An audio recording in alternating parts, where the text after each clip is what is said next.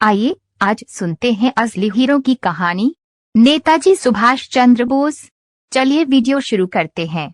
अगर आपको वीडियो पसंद आए तो कृपया लाइक करें और इस चैनल को सब्सक्राइब करें।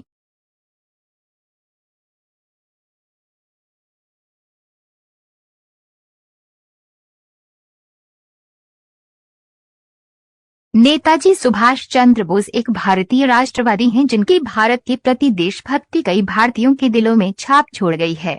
उनकी 125वीं जयंती के अवसर पर इंडिया गेट पर उनकी भव्य मूर्ति लगाई थी। मुझे ये बताते हुए खुशी हो रही है कि ग्रेनाइट से बनी उनकी भव्य प्रतिमा इंडिया गेट पर स्थापित की गई है। ये उनके प्रति भारत के ऋणी होने का प्रतीक होगा।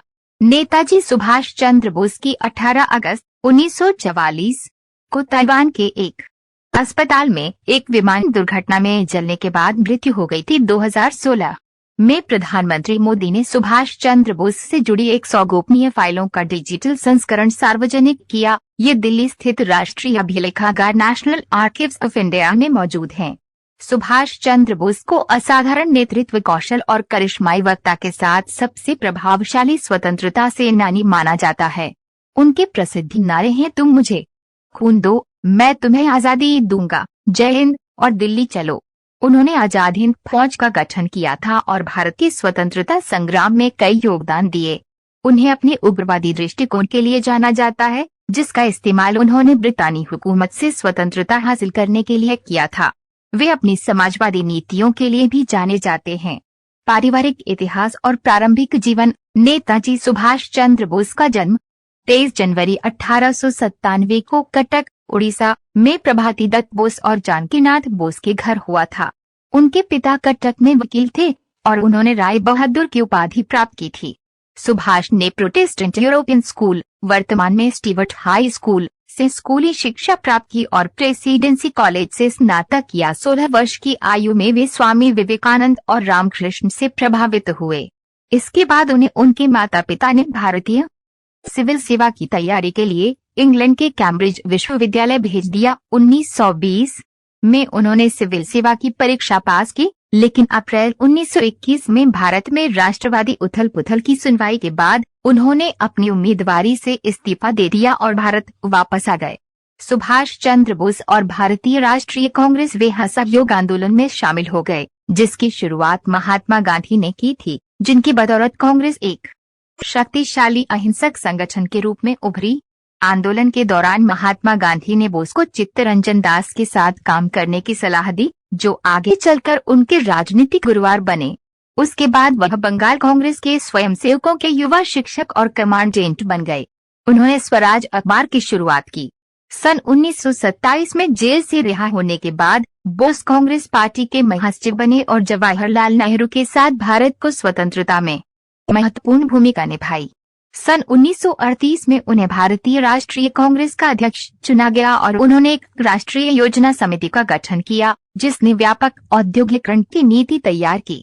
हालांकि ये गांधीवादी आर्थिक विचार के अनुरूप नहीं था, जो कुटीर उद्योगों की धारणा से जुड़ा हुआ था और देश के अपने संसाधनों के उपयोग से लाभान्वित था। बोस का संकल्प 1939 में आया, जब उन्होंने पुनर्मिलन के लिए गांधीवादी प्रतिद्वंद्वी को हराया और गांधी के समर्थन की कमी के कारण उन्होंने इस्तीफा दे दिया। सुभाष चंद्र बोस और फॉरवर्ड ब्लॉक का गठन। All India forward block Bharat में एक वामपंथी राष्ट्रवादी राजनीतिक दल था, जो 1939 में सुभाष चंद्र बोस के नेतृत्व में भारत कांग्रेस के भीतर एक गुट के रूप में उभरा। वे कांग्रेस में अपने वामपंथी विचारों के लिए जाने जाते थे। फॉरवर्ड ब्लॉक का मुख्य उद्देश्य कांग्रेस पार्टी के सभी कट्टरपंथी तत्वों को लाना था, ताकि वे समानता और सामाजिक न्याय के सिद्धांतों के पालन के साथ भारत की पूर्ण स्वतंत्रता के अर्थ का प्रसार कर सकें। सुभाष चंद्र बोस और आजाद हिंद फौज द्वितीय विश्व युद्ध के दौरान आजादी के लिए संघर्ष में एक महत्वपूर्ण विकास आजाद हिंद फौज का गठन और कार्यकलाप था, जिसे भारतीय राष्ट्रीय सेना या INA के रूप में भी जाना जाता है।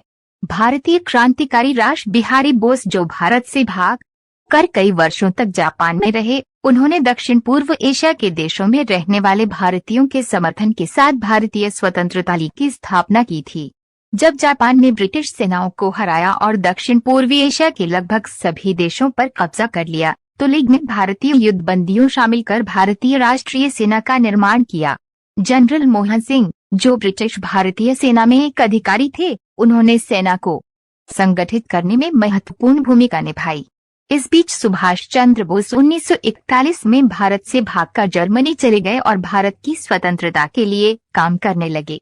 सन 1943 में वह भारतीय स्वतंत्रता लीग का नेतृत्व करने के लिए सिंगापुर आए और भारतीय राष्ट्रीय सेना आजाद हिंद फौज का पुनर्निर्माण करके इसे भारत की स्वतंत्रता के लिए एक प्रभावी साधन बनाया। आजाद हिंद फौज में लगभग 45,000 सैनिक शामिल थे, जो युद्धबंदियों के साथ साथ दक्षिण पूर्वी एशिया के विभिन्न देशों में बसे भारतीय भी थे।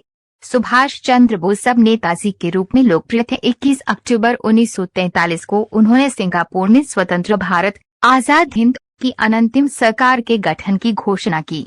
नेताजी अंडमान गए, जिस पर जापानियों का कब्जा था, और वहां उन्होंने भारत का झंडा फहराया था।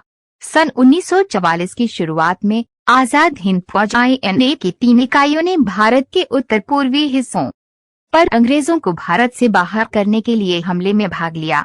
शाहनवाज खान, आजाद हिंद फौज के सबसे प्रमुख अधिकारियों में से एक, के अनुसार जिन सैनिकों ने भारत में प्रवेश किया था वो जमीन पर लेट गए और पूरी भावना के साथ अपनी मातृभूमि की पवित्र मिट्टी को चूमा। हालांकि आजाद हिंद फौज द्वारा भारत को आजाद कराने का प्रयास विफल रहा। भारतीय राष्ट्रवादी आंदोलन जापानी सरकार को भारत के मित्र के रूप में नहीं देखता था। इसकी सहानुभूति उन देशों के लोगों के साथ थी जो जापान की आक्रामकता के शिकार थे। हालांकि नेताजी का मानना था कि जापान द्वारा समर्थित आजाद हिंद फौज और भारत के अंदर विद्रोह की मदद से भारत पर ब्रिटिश शासन समाप्त हो सकता है। आजाद हिंद फौज का दिल्ली चलो नारा और सलाम जय हिंद देश के अंदर और बाहर बसे भारतीयों के लिए प्रेरणा का स्रोत है। नेताजी ने भारत की आजादी के लिए दक्षिण पूर्वी एशिया में रहने वाले सभी धर्मों और क्षेत्रों के भारतीयों के साथ मिलकर रैली की थी। भारतीय महिलाओं ने भी भारत की स्वतंत्रता के लिए गतिविधियों में महत्वपूर्ण भूमिका निभाई थी। आजाद हिंद फौज में एक महिला रेजिमेंट का गठन किया गया था, जिसकी कमान कैप्टन लक्ष्मी स्वामीनाथन के हाथों में थी। इसे रानी झांसी रेजिमेंट कहा जाता था। आजाद हिंद फौज भारत के लोगों के लिए एकता और वीरता का प्रतीक बन गया। नेताजी, जो स्वतंत्रता के लिए भारत के संघर्ष के सबसे महान नेताओं में से एक थे, वे जापान के आत्मसमर्पण करने के कुछ दिनों बाद एक हवाई दुर्घटना में मारे गए। द्वितीय विश्व युद्ध 1945 में फांसीवादी जर्मनी और इटली की हार के साथ समाप्त हुआ। युद्ध में लाखों लोग मारे गए थे।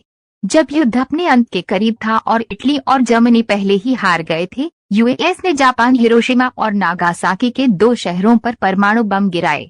कुछ ही पलों में ये शहर जमीन पर धंस गए और 2 लाख से अधिक लोग मारे गए। जापान ने इसके तुरंत बाद आत्मसमर्पण कर दिया। यद्यपि परमाणु बमों के उपयोग ने युद्ध को बंद कर दिया, लेकिन इसने दुनिया में एक नए तनाव और अधिक से अधिक घातक हथियार बनाने के लिए एक नई प्रतिस्पर्धा का नेतृत्व किया, जो संपूर्ण मानव जाति को नष्ट कर सकता है।